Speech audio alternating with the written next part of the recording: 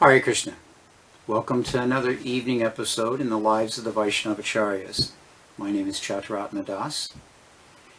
If you're watching this recording, keep in mind that it is just that, a recording. There is no live chat room.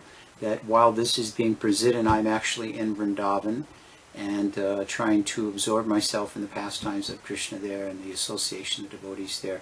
So we have pre-recorded this session for your pleasure. Tonight we're going to speak about two devotees that precede Sri Chaitanya Mahaprabhu, but are intimately connected with Mahaprabhu's mission, and as a matter of fact, very clearly are the flow chart, if you will, the line of the current of Sri Chaitanya Mahaprabhu's development of love for God. And those two individuals would be Madhavendra Puri and Ishvara Puri. Madhavendra Puri, of course, being the spiritual master of Ishvara Puri, and Ishvara Puri being the spiritual master of Sri Chaitanya Mahaprabhu. So, of course, we'll start with Madhavendra Puri. Whenever the king of Braja, Sri Krishnanandanandana, makes his appearance on this earth, prior to that he sends his elders, his seniors, to prepare the scene. Just as here in America right now, we're in the midst of a big political year with elections of presidential figures, and there are many debates and public engagements. So whenever one of these takes place, of course, the candidates first, they send some of their advance party. You go and scope out the place, be sure that this is the way I like, that is there. Be sure to bring in this one and this one to be the backup people. I like to have this one to assist and prepare. And in this way, they make all their different arrangements. So if this is what takes place in a mundane realm, simply for the position of some mundane president of some tiny little country on some singular planet in this vast universe, which is only 1/4 of creation, then what to speak of when the Lord himself brings his pastimes to this planet? He sends those personalities who are his intimate associates ahead of him to arrange things, prepare things, set the mood, to prepare the arena, if you will. Now, some of these personalities we know to be, as I'm mentioning, Madhavendra Puri, Ishvara Puri, Matasachi, Jagannath Mishra, Advaitacharya. These are personalities that appeared specifically for that purpose to the Lord. And in this way, they engage in their own pastimes with the Lord and with each other in preparing that. So we see that this arranging of the arena is a very important part, because the Lord does not do anything haphazardly. His appearance is a very carefully orchestrated arrangement, just as any temple that has a large festival. Everything is very, very carefully arranged. How many chairs will be there, who will prepare what prasadam, what will the menu, what day will it be bought so that this can be cut on that day, so that it can, in this way, coordinating all these things. So in the same way, the Lord's pastime is like that. Now, Madhavendra Puri, he is understood to be the disciple of Lakshmipati Tirtha. Lakshmipati Tirtha is the guru also of Nityananda. And we'll talk a little later about the exchanges between Nityananda and Madhavendra Puri. So there is here again, as we visually see this picture starting to form before our eyes, a very clear connection between the different personalities. Lakshmipati initiates Madhavendra Puri and Nityananda. Nityananda and Madhavendra Puri have a very similar mood of devotional service. Nityananda becomes the personal associate of Sri Chaitanya Mahaprabhu, who is the disciple of the most intimate disciple of Madhavendra. So everything is connected in this way. Madhavendra Puri, of course, had some prominent sannyasi disciples. Among those, as we mentioned, Ishvara Puri, but Advaitacharya was also his disciple. Paramananda Puri, Brahmananda Puri, Sri Rangapuri, Pundarik Vidanidhi, Raghupati, many others in this way. Now, of these disciples and of the followers of Madhavendra Puri, Advaitacharya and Ishvara Puri were his chief most disciples, the most prominent of his followers. And in this way, in one way or another, all the Vaishnavas of Bengal and Orissa were somehow connected with Madhavendra Puri, and ultimately with the pastimes of Sri Chaitanya Mahaprabhu. And even those that were the followers of Madhavendra Puri, that after the appearance of Mahaprabhu, and of course the disappearance of Madhavendra Puri, they also became intimately involved in the pastimes of Sri Chaitanya Mahaprabhu. So once again, we see this wonderful way that everything is very much connected. Now, Madhavendra Puri is, how do you say, he's essential in the mood that Mahaprabhu will manifest. Prior to the appearance of Madhavendra Puri in the Brahma Sampradaya, there was no presence of conjugal ras. Conjugal ras, of course, meaning the intimate loving affairs between Krishna and his devotees, primarily, of course, the gopis. That this was not an aspect of our teachings. So, I mean, it was understood as this is not the mood of the acharyas at that time. Madhavendra Puri himself brought in that mood of conjugal relationships. It mentions that even something as simple as seeing a dark rain cloud would cause Madhavendra Puri to fall into an ecstatic trance at the remembrance of Sri Krishna, his Supreme Lord. That the mood of Krishna Prema would develop in him. This is told by Vrindavan Das Thakur in his Chaitanya Bhagavat. So he introduced this Madhurya Bhav into the entire Sampradaya. Thus, the concept of Prema Bhakti began to establish itself in our Sampradaya. Now, so important is Madhavendra Puri that his name was attached to our Sampradaya. Brahma Madhva Sampradaya. Now, of course, eventually he became Brahma Madhva Gaudiya, followers of Lord Chaitanya. But Brahma created our Sampradaya, and then Madhavendra Puri became the prominent implementer. So in this way, the Brahma Madhva, and of course Madhva also meaning Madhvacharya, who we spoke later, but we can see this connection there in that way, that this introduction into the mood of conjugal ras was there.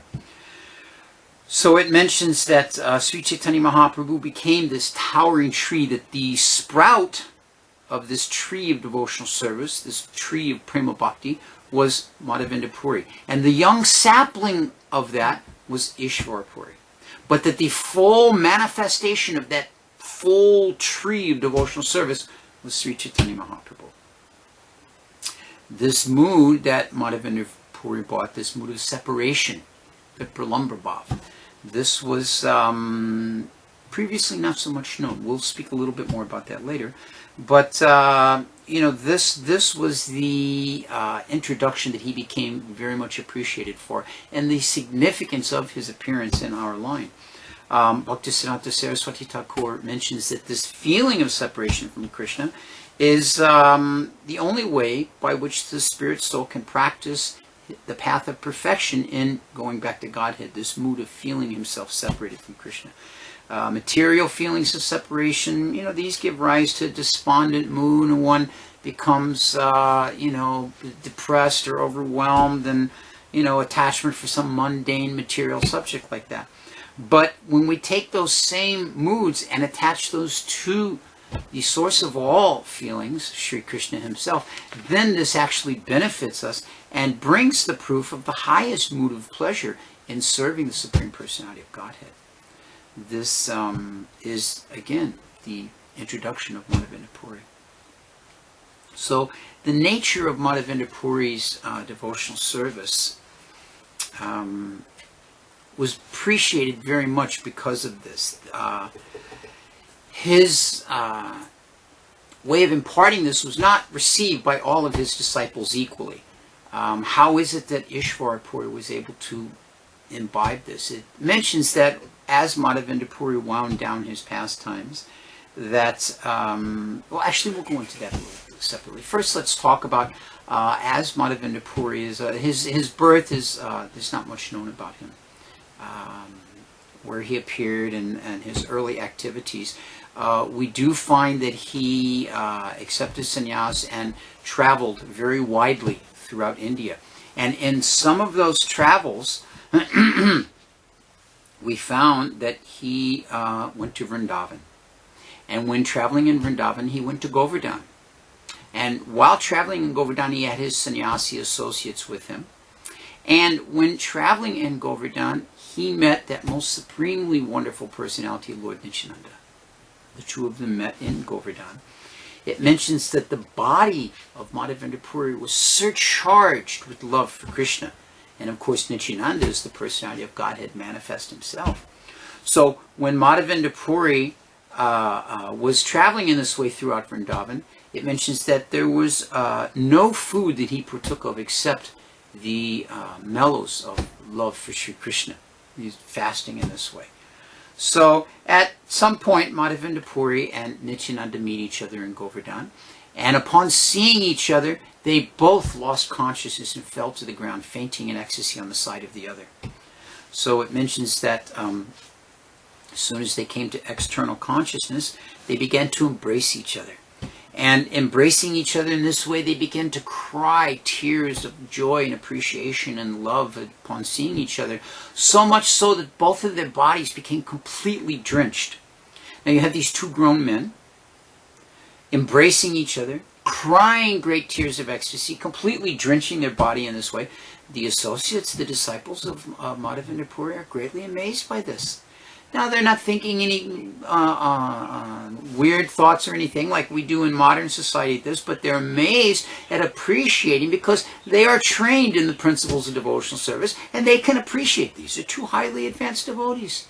Just see the love of God that is manifesting when the two of them combine. So in this way, it mentions the rivers of joy of tears, the rivers of tears coming from the joy of seeing each other that these two manifested. Hair standing on end, quivering of the body, all of these different symptoms. So in this way they began to dance and chant with some great kirtan that was taking place at the time with each other. And eventually the kirtan finished, and then they began to speak to each other.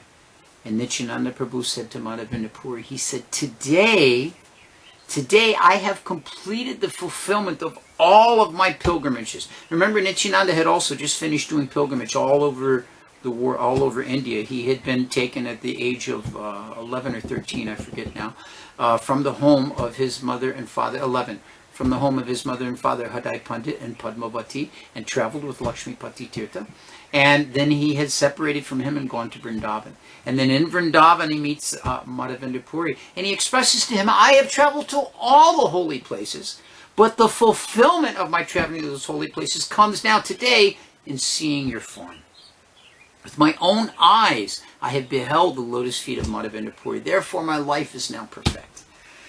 He was speaking in this way, and then holding Nityananda close to him, Madhavendra Puri was expressing the same thing. No, now I understand the real meaning of going on pilgrimage. So in this way they were appreciating each other like this. And it mentions that Madhavendra Puri was embracing Nityananda so closely he would not let him go. They were just so satisfied and fulfilled in the association of each other's. And it mentions that headed by Brahmananda Puri, all of the associates of Madhavendra Puri could not take their eyes off the form of Nityananda. That the beauty of Lord Nityananda and the just the pure devotional mood of Lord Nityananda was just so amazing to them. They were completely absorbed like that. So in this way they began to discuss the difficulties of the age of Kali Yuga, and how so many wicked persons had become prominent in Kali Yuga, and they were diversing from the path of bhakti and devotional service like this. So in this way they began to discuss the pastimes of Krishna. And Nityananda traveled with Madhavendra Puri and his associates through all the different areas of Braj, and discussing the different leelas of Krishna's pastimes at the different places like this. Day and night, completely intoxicated in a mood of love of God. They laughed, they cried, they ranted, they raved, they had ecstatic kirtans, roaring chanting of the holy name like this. It was as if it mentions the two of them were simply like drunkards. Which they were. They were intoxicated on the holy name. So it mentions that Nityananda, in this mood, kept the association of Madhavendra Puri all throughout these talks and travels, and lost all meaning of time as they continued through Braj like this. So appreciating each other very much in that way. So at any rate, Madhavendra Puri and Nityananda continued in this way for some time.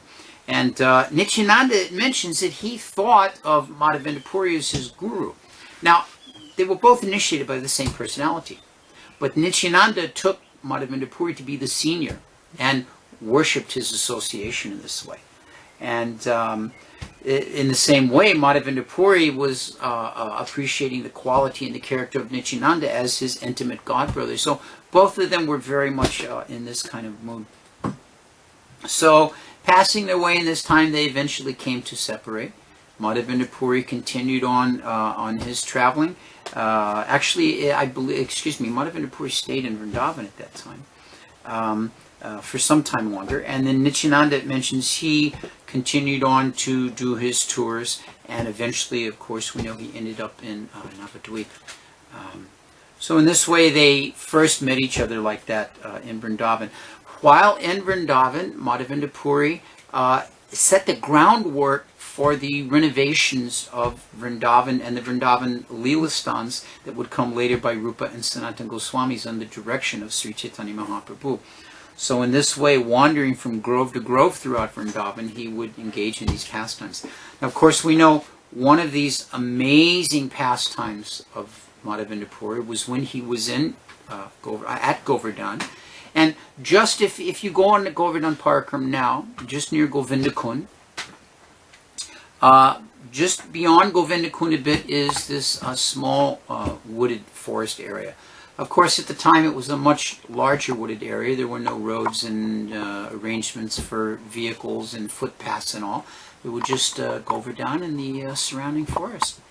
So in this one place, Madhavendra Puri himself sat down to chant his japa. And after chanting for some hours, he dozed a little bit. Not actually took rest, but dozed a little bit. And in that dozing, he had a dream. And in that dream, Sri Gopal, the transcendental cowherd boy of Govardhan, came to him and said, when the Muslims came and attacked here, the Pujaris hid me by burying me in the ground here. I have been staying here for so long, and now, as a result of that, I am very, very much suffering from the heat in the summer, and the cold in the winter, and the rains and all. Please, you gather the villagers together and dig me up. So then Madhavendra Puri awoke, and he was quite amazed by this. He said, oh, this is an amazing dream. Now, just prior to this dream, I should mention that Madhavendra Puri, while he was chanting, one beautiful cowherd boy came to him. A beautiful young cowherd boy. And Swami said, I understand that you are staying here and not taking any food, so the ladies have sent me with some milk for you. So the ladies have sent me, so how did they know that I was fasting? He said, oh, in our village, no one fasts. And if someone does fast, then I provide their foodstuffs under the directions of the ladies in the village. So here I brought you this pot of milk. So he gave one pot of milk. And Madhavendra Puri said, oh, this is very kind. So he said, I will take this. If you just come back later, then I will give you the empty pot. So it mentions indeed that the boy just disappeared from the sight of Madhavendra Puri. So Madhavendra Puri thought, oh. So then he took the milk, he chanted, he dozed a little, had this dream, and then he realized that that cowherd boy was none other than Sri Krishna himself that had come to bring him this food. So he went and gathered all the local villagers to get shovels and rakes and different implements like that. And he went to the spot that had been instructed to him by Gopal, and they began to dig up the Gopal deity. Now this pastime is told in great detail in the Chaitanya Charitamrita, in the Madhya Lila second volume. I forget the chapter number.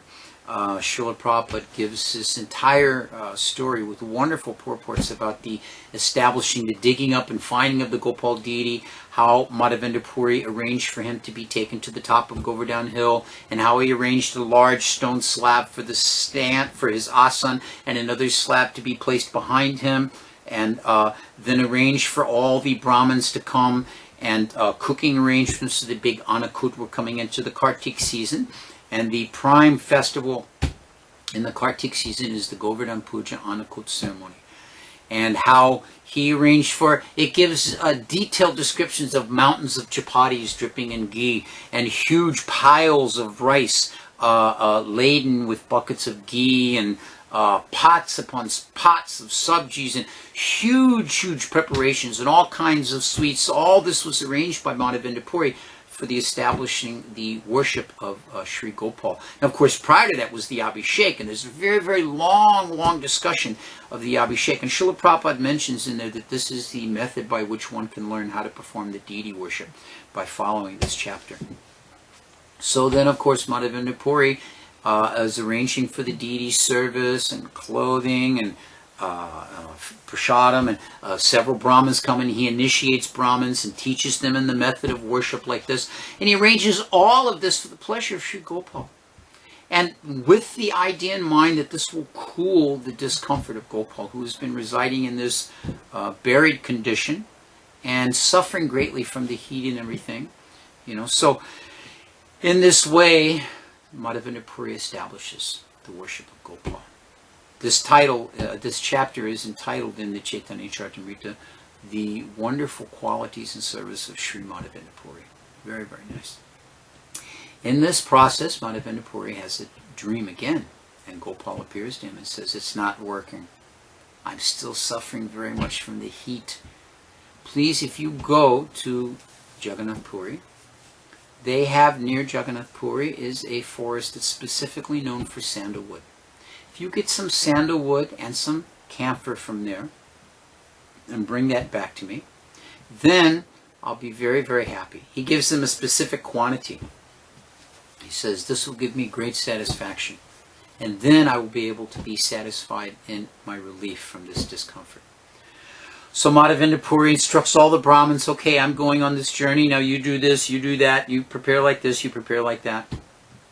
And Madhavendra Puri goes on his way. Now, in this process, he stops in the temple of Ramuna, which is just outside of Puri in the state of Orissa. And he sees the wonderful worship of the Gopinath deity there. Now, in the Gopinath temple, they offer a sweet rice to the Lord, which is very, very nice sweet rice. So Madhavendra Puri thinks to himself, if I could get a taste of this sweet rice, which is famous here, then I would know how they make it. Now, this is an example of what an expert cook he was. Because an expert cook, he will taste something. Okay, this has some of that in it. You put this spice in there. You cooked it in this manner with this type of oil, because they're very, knowledgeable like that. So Madhavendra Puri thought, if I can get a taste of this sweet rice, then I will understand how it is prepared, and I can prepare the same thing and offer it to my Sri Gopal. As soon as he thought like that, he chastised himself. "Oh, just see. You're thinking to taste the prasadam of the Lord before the Lord is even finished with it. This is not the proper mentality for a devotee. How to enjoy your senses. You're not qualified to be here." So he immediately, in great embarrassment, left the Gopinath temple. Now, that evening when the Lord was put to sleep, interesting thing happened. The Pujari put the Lord to bed and then took his rest, and the Pujari had a dream. And in the dream, Gopinath said, "My dear Pujari, please wake up. I have hidden one of the pots of sweet rice you offered behind the curtain on my altar. There is one devotee, Madhavendra Puri, who desires to taste this. He is staying in an abandoned stall in the marketplace overnight, sleeping there quietly in great humility. You take this, wake up now, come and get this pot off my altar, and take this and give it to him." So the Pujari wakes up. Now, Pujaris, when they have dreams about the deity, it's something special. Our Jananivas and Pankajangari, who reside in Mayapur taking care of Radha Madhava, can tell you about some of the dreams they've had, if any of you ever get the opportunity to go there. And when a Pujari of that caliber has a dream about Krishna, this is very special. So the Pujari immediately prepared himself, bathing, and went in and woke didn't wake the deity, but went behind the curtain, and there he found the pot of sweet rice. So he took this pot and he went into the village, the local village, and he went to the marketplace and he called out, "Madhavendra Puri, where is Madhavendra Puri? Where is that most fortunate person, Madhavendra Puri? Sri Gopinath has stolen this pot of sweet rice for you." So in this way, Madhavendra Puri heard him and identified himself, and the Pujari offered great respect and delivered the sweet rice. Madhavendra Puri tasted the sweet rice, was very, very satisfied by his taste, could understand or prepare it this way and that way. And then he was so amazed by the story the Pujari told him that he thought even the bowl, that this was the cup, the clay cup, this was in a special. So he broke that and tied it in his cloth, and every day he would take one piece of that and eat it. Very, very advanced devotee. So in this way, he continued on. He went to Jagannath Puri. He arranged through the king to collect the different sandalwood and camphor. To transport these things back in those days was not allowed. There was some restrictions on that, so he got the proper papers and had to go, as we mentioned before, the different boundaries were run by Muslims and different zamindars, and you had to pay taxes. So he had a letter from the king said, no, this great devotee can just take this, don't charge any tax, let him go, it's okay, he hasn't stolen this. His transportation papers, as you would call them. His, what do they call that? Bill of lading, his bill of lading. So in this way, he returned on his way through to Remuna. And when he was in Remuna, he had another dream. And Gopinath, Gopal, his Gopal in Vrindavan appeared to him and said, my dear Madhavendra Puri, with great effort you are undertaking this difficulty on my behalf. I do not like to see my devotees suffer. So therefore, while you are in Remuna, arrange for this sandalwood to be ground and applied to the body of Gopinath. My body is Gopal and Gopinath's body are non-different. Gopinath will accept this, and in this way I will be satisfied. Now this is a very important point. There's 2 points to make from this. One is that the Lord is non-different in all of his deity forms. We should not think, oh, I'm here in Alachua and I'm worshiping Radha Shamsundar, but if I go to New York and worship Radha Govinda, this is a different Lord. I have to let him know everything and arrange everything separate. It's the same Supreme Personality of Godhead. He manifests himself in so many ways. The example Prabhupada gives is just like you take a lamp, a candle, and you light so many candles from that. They all have the same potency. So in the same way, all the forms of the deity have that potency. So Gopal was instructing Madhavendra Puri that I am not different than Gopinath, you offer to him. And that Krishna does not want to see his devotees suffer. Krishna wants to see what is the devotional quality and characteristic of my devotee. He may make some test, but then when he sees that, all right, now you don't have to worry. So these are both the points that are made by this wonderful pastime. In this way, Madhavendra Puri stayed in Remuna and arranged for the preparations to be offered to Gopinath deity there. And this deity, by the way, at this point became known as Chirakora Gopinath. The Gopinath deity that stole Kora, the Chira, the sweet rice for Madhavendra Puri, like that. So Prabhupada mentions how Krishna likes to be identified by his association with his devotees. Nanda Nandana, the son of Nandana. Jasoda Nandana, the son of Jasoda. Brajendra Nandana, the sweetheart of Braj. So in this way, Krishna wants to be identified by his contact with his devotees. So Kirachor Gopinath is identified as that person who stole the sweet rice. For who? For Madhavendra Puri. So in this way, the ceremony, the life of Madhavendra Puri stayed for some time there in Remuna. And in the meantime, if we go back to Vrindavan, the Gopal deity, the Muslims have invaded, and the pujaris have moved the deity safely to Rajasthan. And the deity is now worshipped there in Nathdwar. Nathji deity as he's known now. And this is where one can find that Gopal deity. So in any way, Madhavendra Puri then is winding up his pastimes and preparing to leave this world. And he's staying in the Remuna area there.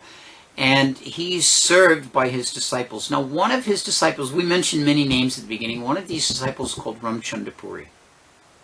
And Ramchandra Puri had the exact opposite mood of the prominent disciple of Madhavendra Puri, Ishwar Puri. Ishwar Puri's mood was one of submission, humility, free from guile, free from any bad qualities. And in this way, he served Madhavendra Puri very, very carefully.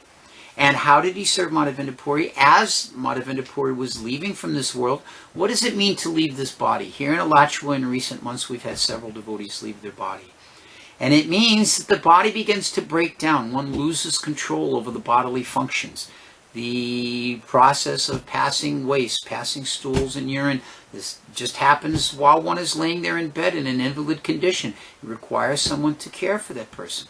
So in this way, Ishwar Puri was taking that position of humbly cleaning his spiritual master's body from this circumstance of his preparing to depart from this world. And in that mood of departure, he was absorbing himself in the pastimes of this mood that he introduced to our line. And this idea that, separation from Krishna is the highest form, this lamentation, this anxiety of separation, he was verbalizing this. Now, the disciple Ramchandra Puri could not appreciate this. He had not imbibed that service mood, and he came before his spiritual master on Madhavendra Puri's deathbed as he was departing this world, and preached to him, "Oh, my dear spiritual master, you should not be in anxiety, you should not be feeling separation, you should simply be appreciating the Brahman. You should simply be appreciating the presence of the spiritual energy, and no need for all of this distress and lamentation and anxiety." So in this way, Madhavendra Puri banned him. He said, "Get out of my sight." He said, "If I leave this world seeing you, I will not attain that goal for which I hanker. So you get away from me." So in this way, he was not very fortunate. And indeed, after Madhavendra Puri left, his nature amongst all the devotees in Puri was to criticize and find fault. What can be expected of one who even tries to instruct his own spiritual master and cannot appreciate the mood of the Guru? How can he appreciate the mood of his god brothers and other devotees? Therefore, Ramchandra Puri was not very much appreciated. He was not a person that the devotees like to have around, because he was always criticizing. On the opposite, we see that Ishwar Puri embraced that mood. Now, what was this verse, this mood that Madhavendra Puri had? Well, when Sri Chaitanya Mahaprabhu visited Ramuna with Nityananda and shared the story of Gopal and Madhavendra Puri's pastimes, which is told in the Chaitanya Charitamrita, this mood of Vipralamba Bhav, this mood of separation, was enhanced. First of all, the different places where this is described, Lord Chaitanya referred to in the Srimad Bhagavatam in the 10th canto, the Krishna Karnamrita, the Gitamrita, Padyavali, the Gita Govinda, Padyavali, places like this. These are all the poems and writings and songs which express this mood. And there was one particular mood that was spoken by Madhavendra Puri that Mahaprabhu related to the devotees. And I'll just read the translation here again. This is in the fourth chapter. This is the chapter in Chaitanya Charitamrita of the Madhya Lila. And that translation is, "O my compassionate Lord, O Lord of the poor and the humble, O Lord of Mathura, when shall I see you again? Without seeing you, my heart has become very much afflicted. O my beloved, I am overwhelmed as a result. What shall I do now?" So this is the mood that brought about this love. Now it mentions that this verse is the Kastuba jewel of all verses, the most rare sloka capturing this mood that Madhavendra Puri brought into our sampradaya, that Mahaprabhu embraced. And it mentions that this verse was originally spoken by Srimati Radharani, and that there are three people and three people alone that understand the meaning of this verse: Srimati Radharani, Madhavendra Puri, and Sri Chaitanya Mahaprabhu. That there is no fourth. Chaitanya Charitamrita explains like this. So even reciting a few words in this verse, the door to the heart of Sri Chaitanya Mahaprabhu's love for Krishna would just burst open, and he would just fall into an ecstatic mood in this way, taking up this mood that the verse represented, and taking up the mood that Madhavendra Puri brought with it, and understanding that to all come from Srimati Radharani, who Mahaprabhu was anyway, in that mood like that. So this was the entire teaching and mood of separation that Madhavendra Puri brought, and that he imparted to Ishwar Puri, and that Ishwar Puri then passed on to Sri Chaitanya Mahaprabhu. So this is the information we have available. We would encourage anyone that has the opportunity that they should definitely dive into the Madhya Lila chapter 4, the pastimes of Madhavendra Puri. Very, very sweet, and Srila Prabhupada's purports in that chapter are so, so wonderful. So from